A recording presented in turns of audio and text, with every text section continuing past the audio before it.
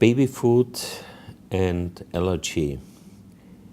Is there a specific baby food where I have to be very careful in terms of allergy, or is this something which I don't know when I give it the first time? What is your advice? What should you do? I think, the American Academy of Allergy and Immunology has actually summarized it very well. And they say that in terms of allergy, when we start weaning, it's start with your fruit and vegetables and your grains between 4 and 6 months. And then if the baby, is tolerating all those foods, is then to gradually introduce the highly allergenic foods such as milk and egg, wheat, one at a time over 3 to 5 days. But start with a cooked version and small portions.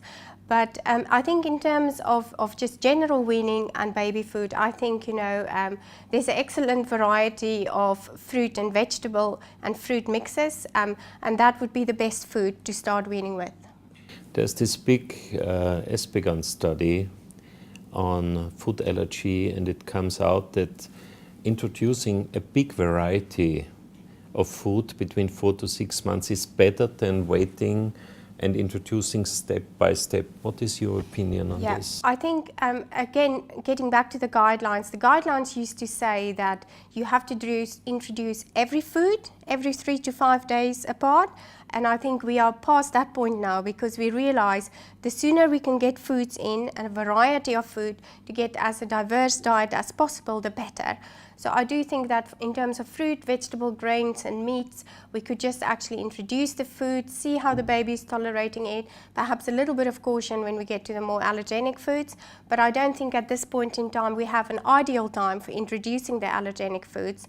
Just get a big variety of grains, meats, fruit and vegetables in, and then move on to the next step. Another question, if you ask within the European Union, consumer panels in several countries indicate that the future of food is regional food. Is there a chance to introduce this in baby food as well? What advice would you give to the industry what to do? That is a very difficult question for me, because obviously I live in England and I've grown up in South Africa, and we wean babies on things like guava and mango because we grow it all the time. So when I was weaning my own kids, these were the things I was looking out for, but they're not available necessarily in the UK, particularly not guava. I think that's an excellent question to which I haven't got the answer, because on the one hand, I totally agree that in terms of sustainability, we want to wean the babies onto local food, but that means that your diversity is much smaller than when you actually wean them on foods that's internationally available, which isn't locally produced, but you increase food diversity. I don't know where the actual ideal balance lie. But it's also the trade and the consumer which reduces the diversity. I'm from Austria and I live in a region where approximately 60 to 70 different types of apples were on the market when I was young. Yeah.